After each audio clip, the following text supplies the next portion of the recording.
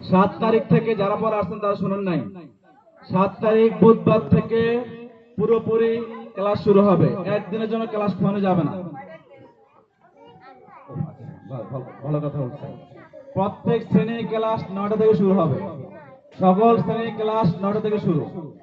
এখন তো শীতকাল, যার কারণে হয়তো আস্তে আস্তে 9টা হয়ে যাবে। আমাদের গরমকালে 8টার পর পাঠা দিতে হবে। 8টার পরে আইসা খেলাধুলা করবে, পিটি করবে। প্রতিদিন কন্টিনিউ পিটি হবে, একদিনে বাদ হবে না। তো আমাদের গরমকালে আসলে প্রতিদিন পিটি হবে। শুনেন, 8টার পর্ব পাঠা দিবেন, আসলে বাচ্চা আধা ঘন্টা খেলতে পারবে, পিটি করে 9টা বাজে ক্লাস চলে যাবে। আপনি 9টা বাজে পাঠান, ও পিটিও করতে পারলো না, কিছু খেলতে পারলো না। তো আইসা ক্লাসে বসলে মন মাসে খারাপ থাকে। আর আসার পর যখন খেলাধুলা করবে মনটা ভালো হয়ে যায়। যার কারণে প্রত্যেকে চেষ্টা করো সর্বোচ্চ দ্রুত পাঠান, যত তাড়াতাড়ি পাঠাতে পারেন। আগে আসলে কোনো সময় আগে পাঠালে কি হবে, আগে পাঠালে সব সকাল থেকে আমার উত্তর থাকবে। বিগত দিন যা গেছে, এখন থেকে সকাল থেকে একজন শিক্ষকের ডিউটি থাকবে।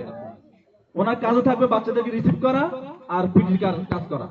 আমরা থাকি না থাকি উনি থাকবে। তো কথা হচ্ছে, আপনারা নির্দ্বিধায় সকাল সকাল পাঠা দেয়। ফজর পরে পাঠা দিয়ে না, যারা ফজর পরে ক্লাস তারা ফজর পরে, ছোটদের আর বিপদ আছে। যার কারণে 8টার পরে পাঠা দিবেন, 9টার মধ্যে এসে পিটি করবে, খেলাধুলা করবে, এরপরে যাই আপনার আমাদের ক্লাসে বসে যাবে। তাহলে সকল শ্রেণীর ক্লাস একেবারে প্লে থেকে পঞ্চম শ্রেণী সকল শ্রেণীর ক্লাস 9টা থেকে শুরু হবে। শেষ হবে আগে পরে, শেষ হবে এখন বলতে পারতেছি না। আমরা শিক্ষকরা বসবে, শিক্ষকদের মিটিং আছে। আমাদের মিটিং এ আমরা সিদ্ধান্ত নিব কখন থেকে কখন ক্লাসটা শেষ করা যায়, কখন থেকে কখন ক্লাস নেওয়া যায়। হয়তোবা সম্ভাব্য আমাদের প্লে নার্সারি ক্লাসটা শেষ হবে 12:30 অথবা 12টার থেকে 12:30 বা 1টার মধ্যে শেষ হবে। আর হয়তো 12টা থেকে 12:30 শেষ হয়ে যাবে, 9টা থেকে শুরু, 12:30 শেষ।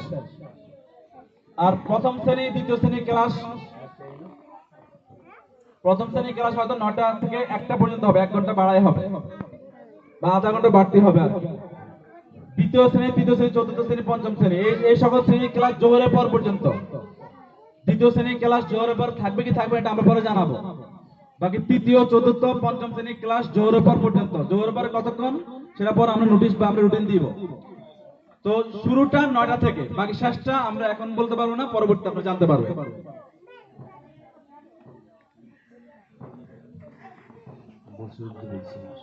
আবারও বলতেছি খাতাগুলোর কথা, এই 5 দিনের মধ্যে খাতাগুলো সংগ্রহ করে নেবেন।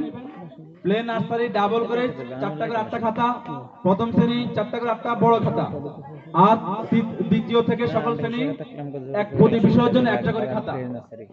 এই খাতাগুলো এই কদিনের মধ্যে কিনে নেবেন, বইয়ের মধ্যে মলাট লাগাই নেবেন। ড্রেসের জন্য আবারও বলতেছি, ড্রেসের কাপড় মাদ্রাসা থেকে সংগ্রহ করবেন বা মাদ্রাসা থেকে স্যাম্পল নিয়ে যাবেন। টুপি, হিজাব, জুতা এখান থেকে নিতে পারবেন।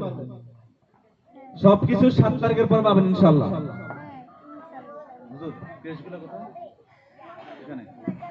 শুনেন, আরেকটা কথা শেষ, এই তো এখন আমরা আমার ছবি চলে এরপর শেষ।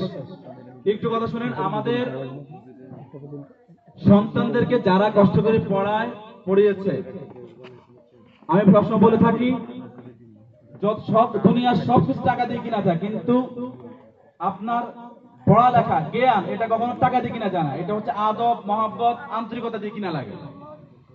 তো ঠিক আমাদের সন্তানদেরকে আমাদের ওস্তাদরা মায়া করে পড়িয়েছেন। আর রিজিকের তাগিদে অনেক সময় অনেক জায়গায় চলে যাবে, এটা স্বাভাবিক। কেউ সব জায়গায় এক জায়গায় থাকবে কোনো কথা না। কিন্তু হ্যাঁ, আমাদের বিগত দিনে যত শিক্ষক আসতে গেছে, আমরা কাউকে সম্মানের সাথে বিদায় দিতে পারিনি। সম্মানের সাথে বলতে কি, ওনাকে আনুষ্ঠানিকভাবে ওই উপযুক্ত হন নাই, হয়তো বিভিন্ন অভিযোগ উনি চলে যেতে হয়েছে। এটা হয়, এটা কোনো এটা মানে স্বাভাবিক। তো আমাদের বিগত 4 বছরে অনেক ওস্তাদ আসতে গেছে, আমরা কাউকেই মানে আমাদের মতো আন্তরিকতার সাথে সবার সামনে বিদায় দিতে পারি নাই। আলহামদুলিল্লাহ, আমাদের সৌভাগ্য, আমাদের একজন শিক্ষক আমাদের মাঝে বিদায় নেবেন, ওনার জায়গায় আরেকজন চলে আসবেন। আমি আবার বলছি, অনেকে আসবে যাবে, এটা কোনো সমস্যা না। প্রতিষ্ঠানে আপনার দরকার পড়ালেখা। এখন অনেক অনেক অমুকে আসছে, অমুকে গেছে, অমুকে ছিল, অমুকে নতুন আসছে। আপনি যখন পড়ালেখা ঠিক করে পাবেন, আপনার কোনো অভিযোগ থাকার কথা না। আপনি যখন পড়ালেখা ঠিক পাবেন তখন আপনার অভিযোগ থাকার কথা। এটা করতে হবে, এটা আপনার দায়িত্ব, আপনি আমাদের জানাবেন। তো যাক, আমাদের স্যার আমাদের মাঝে, আমাদের প্রতিষ্ঠানের প্রায় 2 বছরের